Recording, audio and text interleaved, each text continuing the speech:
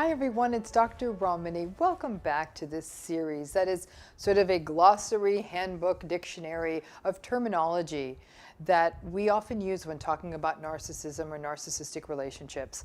The idea for this came from the fact that I was seeing so many people using so many different terms that are specific to this world, and I thought to myself, it's really important that people know what these words mean and that we kind of have some uniform definitions. And so the goal of this series is to make sure that these terms or words make sense, that they enlighten you to some of the themes in these narcissistic relationships, and may even give you techniques for how to manage these relationships. Today, we're going to talk about the term no contact. Before I begin, I do ask, if you're enjoying what you're watching, please hit the subscribe bell and the notification. The subscribe, I think it says is a word, and the bell that gives you notifications so you can be kept up to date on the content we have on this YouTube channel. So let's go ahead now and start talking about no contact. This is a term that many of you who have anything to do with a narcissistic relationship, you've heard this term. I want you to think about a toxic person in your life right now. Just think about it, whatever that narcissistic relationship is. Then, I want you to think about how it would feel to never talk to them again. Ever. Just stay with that feeling. I'm guessing that you are experiencing a mix of emotions: relief, fear, sadness, confusion, guilt, freedom. And that mix of emotion cuts to the core of why going no contact is so difficult. Let's talk a bit about what is meant by no contact and why it is such a hot topic in understanding narcissistic and toxic relationships. No contact is exactly what it sounds like. It's having no contact with the narcissistic person, no longer reaching out to them, but more importantly, no longer responding to them. I'm going to be honest with you, no contact works. And the reason it works is because, in general, narcissistic relationships really don't change. And there's nothing that you can do or that you can say to make the relationship less invalidating, to make it more respectful, and to make it more empathic. There just isn't. So as a result, every time that you have contact with these folks, you end up in the same place, and it feels awful. It is a white knuckle experience to ignore all communications from someone you're accustomed to constantly sparring with. In the age of technology, it's becoming easier. We can set numbers and emails and other notifications to block. We can block social media accounts. But the fact of the matter is, if a person wants to contact you, they will find a way. And that's where this all gets really tricky, because it can take a lot of psychological, cognitive bandwidth to keep blocking someone, especially someone that you are conflicted about. They're going to do all the kinds of things that they do. They're going to come up with new phone numbers and fake identities. They're going to try to find a way to get in. It almost becomes like a game for them. No contact, trying to maintain no contact under these circumstances, can start to feel like a full-time job. No contact works because it ends the air supply for the narcissist, or the narcissistic supply for the narcissist.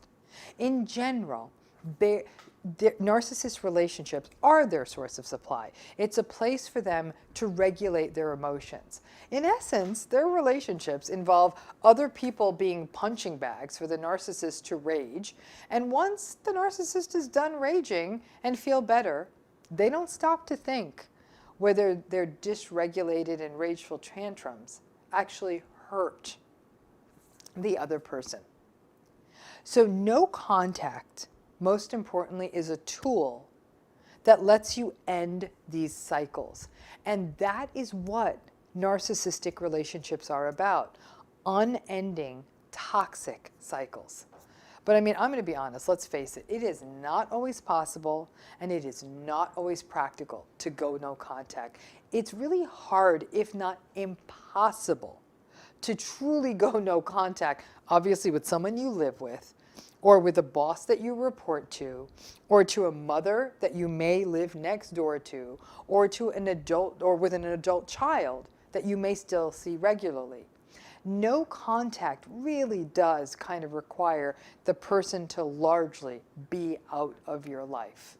Now, people who are going through divorces with narcissists, they try no contact. They really do. Now, the fact is, true no contact cannot work if you have minor children together, because arrangements about custody and all of that need to be discussed, even if it's in a minimal way, and there's 2 words exchanged at a drop-off.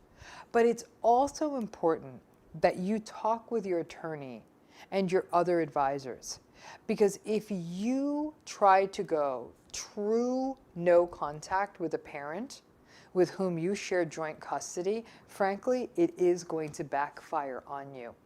So like I said, while you have minor children, no contact is simply not an option.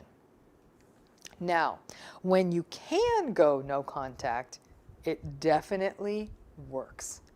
But there is a timeline to this. So for example, if you're divorced and you don't have kids, you can go no contact. So let's take a minute and talk about the timeline of what happens when you go no contact in a narcissistic relationship. Now, for a while, the amount of communication in your relationship is actually going to increase. You may not know it if you block them, but it will. They're going to keep trying to reach you. Be prepared for dozens, if not hundreds, of texts, emails, phone calls. They get angrier and angrier and sometimes even threatening over time. They may start trying nice, but then it goes angry quickly. They may threaten to blackmail you. They may threaten to tell other people terrible things about you, even if they're not true. They will keep doubling down until you break and you contact them. And then they will square off and scold you for you thinking that you could cut them out. So how dare you think you could cut me out?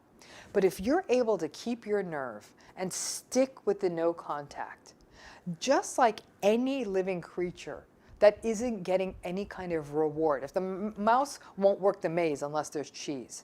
If you don't give them a reward, they will fade away. They will move on to new sources of supply.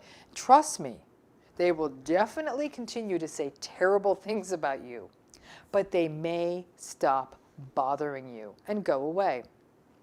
Now, many people who go no contact will tell me that they feel like they have symptoms of post-traumatic stress for years, even after going no contact. They still maintain a fear that they will run into the narcissist somewhere, and they live in fear of that day. They feel fear even when they see a car that looks like the narcissist on the street. In many cases over time, the narcissist has lost interest. They may just say a few ugly words and move on. If you're fortunate, you no longer live near where the narcissist lives, so there's less of a chance of just running into them in the grocery store. Now, no contact also can get very complicated by other people. People will often call you out for not being a nice person. They're going to say, "Oh, you're being so harsh," or "Come on, I'm sure you can talk to them for just a minute. How bad could it be?" And this feels doubly awful because you feel as though you are being gaslighted and that your reality about the situation is being doubted. But you also may feel judged for going no contact, and that this idea that your point of view is not recognized. And the self-doubt that is such a classical part of narcissistic abuse may get activated, and then you crack. It takes a lot of fortitude and at least one person believing in you and what you're going through and supporting you to be able to sustain and stay strong with your no contact.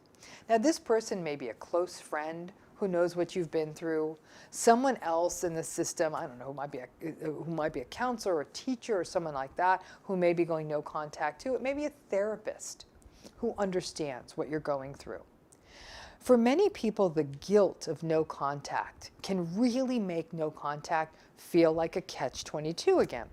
Some people feel that while being in contact is terrible and taxes your energy and it just feels toxic and awful, that cutting off the narcissist triggers so much guilt in them.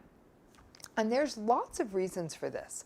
A person who has experienced narcissistic abuse often comes from a family of origin where guilt was a major part of the dynamic. And people with other factors, like they're very prone to anxiety, may also be prone to guilt. The guilt becomes a bigger target issue for you to work on in your own counseling or therapy. But I cannot tell you how many narcissistic relationships I have witnessed that have been kept in place for decades and even for lifetimes because a person felt guilty about cutting the narcissistic person out. But here now is the other clincher.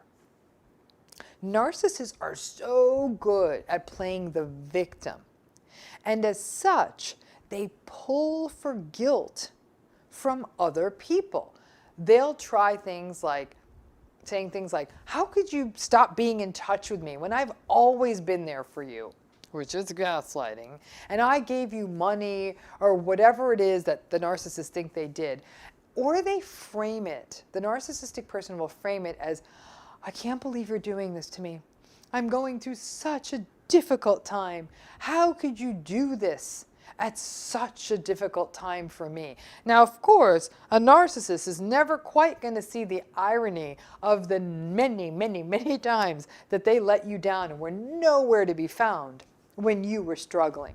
But you know what they're going to say. Oh, when I'm going through such a hard time, blah, blah, blah, blah, blah. When I'm going through a deadline, when my mother is sick, when I'm focusing on my sobriety, when I'm just starting therapy to be a better person for you, I don't know, when I am having money problems, and on and on and on. And these are the manipulations they will use to play on guilt, so you don't think about going no contact or to break your pattern of no contact. Now, what if you go no contact and then you slip up? It happens. It happens all the time. And I always tell people, please be kind to yourself when that happens. If you blame yourself or if you feel foolish because you slipped up on no contact, it can make you even more vulnerable to the narcissist's abuse and the narcissist's manipulations. Now listen, it happens to the best of us. Now, you might wonder, why do people, why did I slip, why did anyone slip, why do people slip when they go no contact? I hate to say it, it's sometimes as simple as because they're curious. Because enough time has passed doing your no contact, you get stuck in euphoric recall, and you only start remembering some of the good stuff and forget all of the bad, and there's a lot more bad than good. Because you feel stronger now, and you might feel like you can handle the narcissist, and maybe you can. But because narcissistic relationships are so much like an addiction, and you feel pulled back to the dysfunction and the high highs you felt in that situation, it's so easy to fall back into it. There are lots of reasons that people crack or break when they are going no contact. It happens. I also tell people that the minute it turns toxic again, if you do slip and you do break your no contact, when it slips and goes toxic, you can turn it off again. But the problem is that the narcissist now knows that someday you may come back around. So what do? They keep trying. You have to be careful, because the cycle of going no contact and then letting them back in can get very messy. And then you can just keep going into this back and forth, highs and lows, finding yourself stuck in that cycle, like the initial love bombing that happens when the narcissist tries to win you back. after you go no contact. But then inevitably, they will devalue you and they will discard you, because that's what they do. And the fact is, they'll devalue you more because they think they can play you. And then you might start getting addicted to the no contact cycles as a way to keep those highs and all of that in place. Don't do it. It's a difficult and unhealthy cycle. If you're going to go no contact, really try to commit to it. No contact does work when you give it a chance. It's not even a strategy that you can adequately judge for yourself and your situation until you've really done it for about a month, maybe 4 to 6 weeks. You need to pay attention to how you feel, because yeah, I know you're going to feel guilty, you're going to feel confused, you're going to feel lost, but you also have to pay attention to that sense of relief.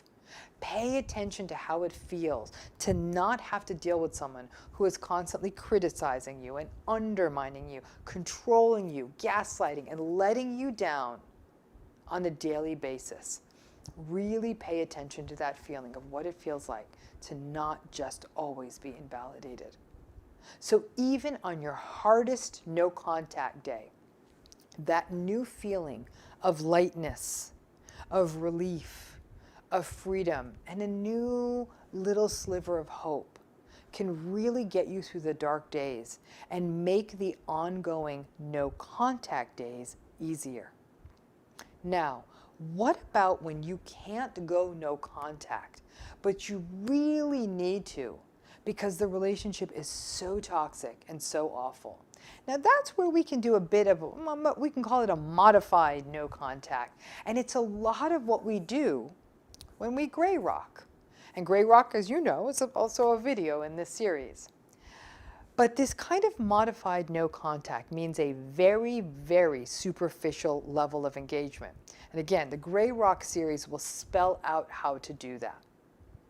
But there's also one other slice of hope when it comes to no contact. For the most fortunate people, one day, and this is a good day, you become indifferent to your narcissist. It doesn't always happen, but it can. And you may literally get to the place where you do not give a damn about what happens to your narcissist, good or bad. You don't care if he gets married. You don't really even care if she gets hit by a bus. You don't care if he wins $1 million. You don't care if she loses it all and has no place to go. You just don't care. And that is a good moment, because in some ways, at that point, no contact doesn't matter. Because even if they did contact you, their once absolutely formidable powers of manipulation and coercion and charm and charisma, they no longer work. You want to know why? Because you don't care. It's the top of the narcissistic abuse recovery mountain. And when that happens, no contact just becomes normal. It's just like, oh, why would I stay in touch with someone who just feels like an absolute stranger in many ways? So let's go back to the beginning. Let's talk about what it would feel like to cut that toxic narcissist out of your life forever right now.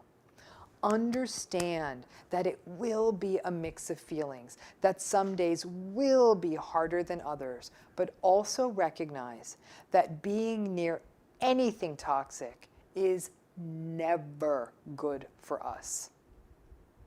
No contact is not something, sadly, that everyone in a narcissistic relationship can use. But if you can, in most cases, you will see that before you know it, it's like losing a lot of psychological weight and now living in a state of clarity and self-compassion. Honestly, when you go no contact for long enough, if something happens that punctuates it, that breaks through, that you have to have contact, family funeral or something like that, something that forces you to break it, When you practice that no contact muscle for long enough, when you finally do have to have contact, whether it's indifference or something else, you may not at all feel the powerful suck of their magnetism and their vortex. It is a powerful technique. It's not one that's available to everyone. But over time, you'd be surprised. One day, even if it's a divorce and you did have kids, once those kids grow up, you'd be surprised that one day you might actually be able to go no contact in every narcissistic relationship you have. Give it a shot on the ones you can. I hope this clarifies what no contact is, and that the rest of the series is clarifying all these sort of glossary terms of narcissism. If you're enjoying this, please hit the subscribe button and the notification bell so we can keep you abreast of all the content that comes through on this particular YouTube channel on narcissism and narcissistic relationships. And if there's a topic in this series that we didn't hit upon that you think belongs here, please drop it down in the suggestions. Watch all 21 days, but even if you don't want to wait, you're like, I want to know if you're going to be doing an episode on this, drop it here. Hopefully we're already doing it, but I am absolutely open to taking on the other terms you think are important. Thanks again.